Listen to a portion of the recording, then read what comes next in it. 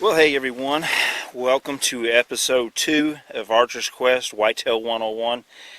What we're going to do today is I'm going to take you scouting. Now, some of you might be thinking, it looks kind of like it's cold or winter. It is. Today is December 29th, and what I like to do is I like to go in after the season, or like here on the tail end of the season. We only got a couple weeks left in the season. Location I'm at today, I know nobody's hunting. I have permission to hunt here, and I think there's like 4 or 5 others from what I've gathered now. Now, the reason I'm here today is I didn't hunt this a lot. I haven't hunted this a lot in the last 2 years, and I don't know, from looking at trail cams and that, I think this is going to be maybe a good spot next year. But what I want to do today is we're going to go in the woods, and as I find different things that always spark my interest, I'll show you. We'll talk a little bit about it. Like I said, what I hope to do with this channel and these video segments is to help you or give you, the viewer, ideas of things you might do or might not want to do. And as we talked earlier about the Whitetail 101, what this is to do is I'm going to take you all year long, so you're going to see everything I do. You'll see if I'm successful or not. Now, I do want to say one thing, because I got an email here the other day. A guy was talking about bucks. You can only shoot the biggest deer that is on your property. So, and what I mean by that is we was having a discussion, some of us, about big deer and the deer or the buck my son Peyton shot. And you can only set your mind as shooting the deer that's on that property. So here's what I want to say real quick. If you're wanting to shoot big deer, and I'm just going to say, a Pope and Young deer, a minimum score is 125. If you want to shoot a 125 deer, you've got to let that buck grow to that potential. Now, I'm not saying you can't plant food plots on that. I don't. I'm standing right now in the middle of a cornfield. And I do plant every now and then. I plant what I call kill plots or something like that, and what that is just little things like that. But you're going to have to let your bucks grow is what I'm getting at. If you want to shoot a 150, then you're going to have to let him grow, and counting on the genetics and that of the deer, that's going to count on how long it takes, if he can make it through, because bucks have a tendency, they wander. So I just want to put that out there. But I want to get going. It's cold. It's 29 degrees today, so I'm not going to be really huffing it real hard. I'm just going to take my time. The big reason I do this now, too, is just so you'll know, I'm going to try to get all this out here at once, is right now, and today is a great day for it, because it's kind of an overcast day, so the rubs will show up easier, and that you don't have to worry about that sun glare a lot. But also, everything's dead.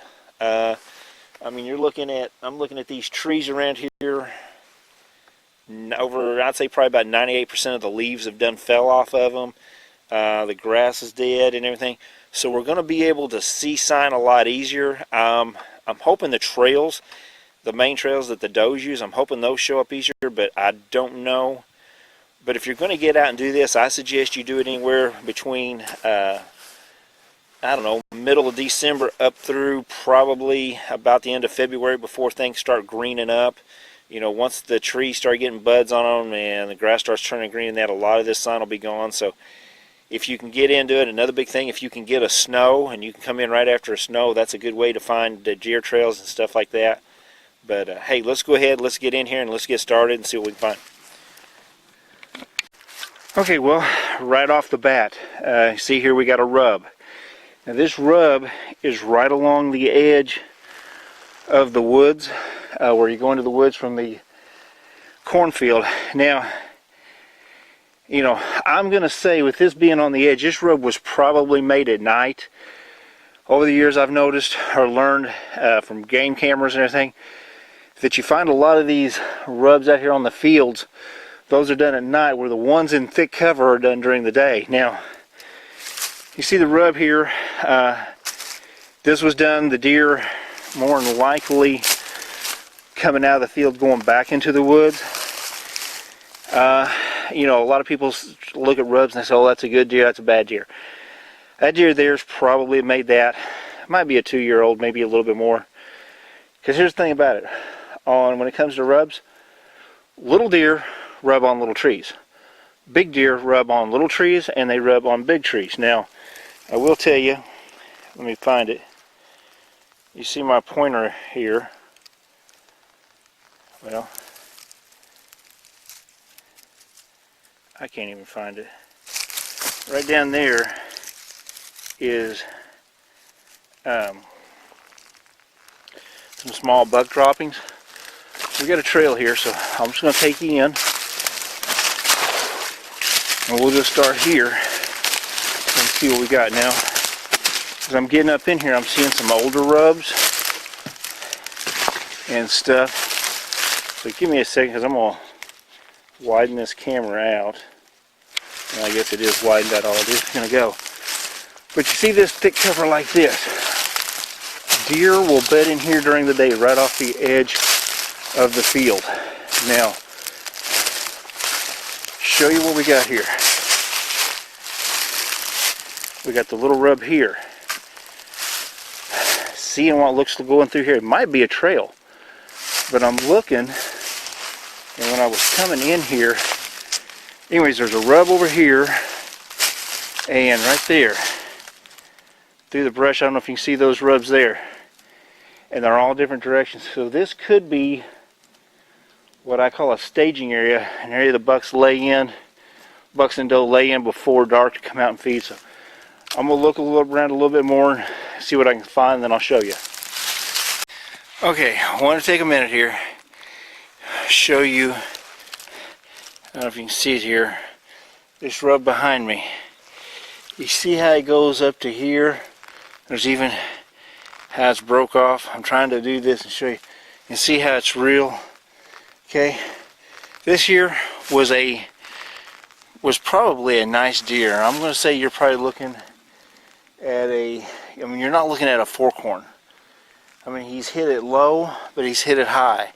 What I try to look for, look at the diameter of that tree. The diameter of that tree is about the size of my forearm. So that tells me that he's hit that. I'm not too sure. This might not have been a bed, because I got to looking at the ground, and I'm going to show you. But you see how it's right in a briar thicket? Okay? I mean, there's briars all the way around me. And that's what's got me thinking this might be a bed. There's a field back over that way. But he can actually lay in here. If the wind was coming from the north, the wind would come over his back. And he can almost see across this field. And of course, there's one high spot where everybody would have to come. He can see. He's got multiple ways out of here. So when you're looking, another thing, when you're looking at a rub, you see that it was hit this way. Everything's been hit this way. With it being hit on this side of the tree, it tells me that he came from the field. With it being in all this thick cover, that's why, one, I think it's a bed, or it was done during daylight during the rut. So what I'm going to do now is I'm going to walk down. We got up here on this ridge, and I found even more rubs. So definitely activity going on here. So I'm going to head on down and see what else I can learn. Over on that side's a couple rubs. They all go up. The thing is, this finger's coming up to the back side of that big brush pile that I seen, and it's going to go over. I think this trail is going to go over to where I seen a couple rubs up there at the top. So we might be putting the pieces of the puzzle together. I'm going to follow this back up, kind of watch both sides of the ridge and see what we see. It is fairly open. There's not a lot of big trees. Hey, we're getting some sun. Not a lot of big trees, but there is several trees. I'm seeing some trees maybe over here to the side that we could set up on. It would be a southwest wind, but I'm going to keep looking through here. Okay, coming up in the woods, I found what looks like a bed. Now, I don't know if you can see it very well, but if you kind of, my walking stick there, kind of follow it, you see how the leaves are depressed here. Now I want to show you this tree. You see how a buck has rubbed right there. This could be a small buck's bed. I'm not for sure.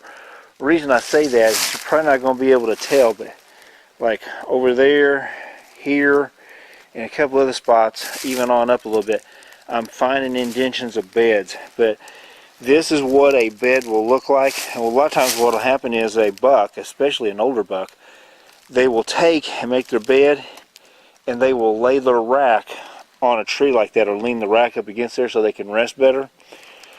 I'm not saying that's what's happened here, but with that being that low and that's kind of what's making me think that. Now, like I said, there's a trail coming up through here. If you look right here, there's an old rub. So this tells me that this is a buck corridor where they're traveling. So we're going to head on through here and see what we can find. Let's see what else we can learn. Well, I'm coming down the edge of the field along the property line. I found a trail where I could see where the deer had actually jumped the property line. They jumped a fence and they worked their way down. Now what I'm in is I'm in what I call a saddle. I'm between two fingers. Trail comes down. Trail is just right here. But I want to show you, bide with me because I'm trying to do this without making you sick. See, there's a scrape.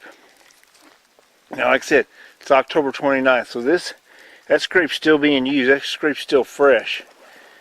The licking branches are about the size, about my forehead. Now I'm 5'10", so it's a little bit over 5 foot. So that could be a pretty good deer because this is flat ground. And if you notice on this scrape, just to give you an idea of maybe the way the deer, help you kind of figure this deer out. You notice the leaves are pushed back this way. So that tells me he came from this way.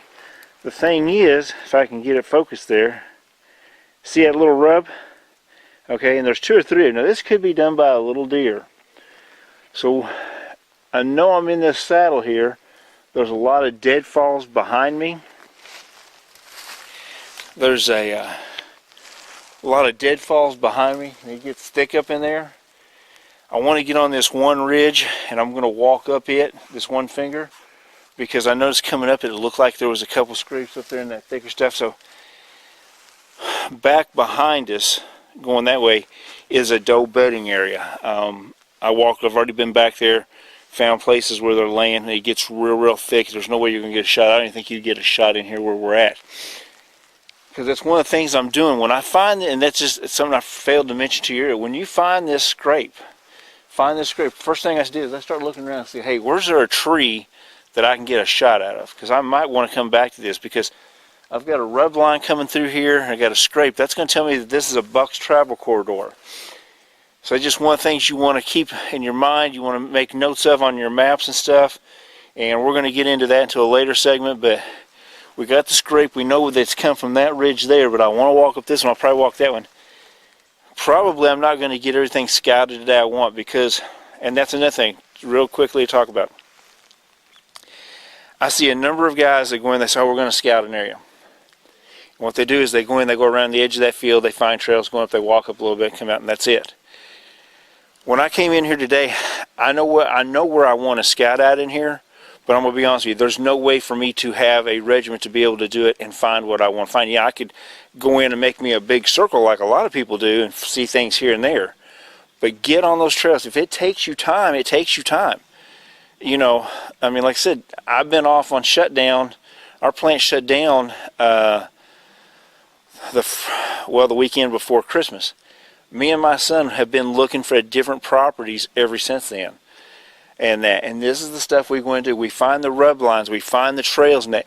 Because what we try to do is I try to find a place where I've got rub lines and scrapes and trails that are in a concentrated area. When I say a concentrated area, it might be a half acre or less. I hope, I try to find something less. Because if I can find a spot that has, the more sign I can find in one spot, that tells me that's probably where I need to put that stand, because that's where those deer are going to be going at. Of course, now I'm always looking for buck beds, because if I can find where a buck's bedded at, it gives me a better way to hunt him once I identify him. So, as I've said before, let's keep on, see what else we can learn.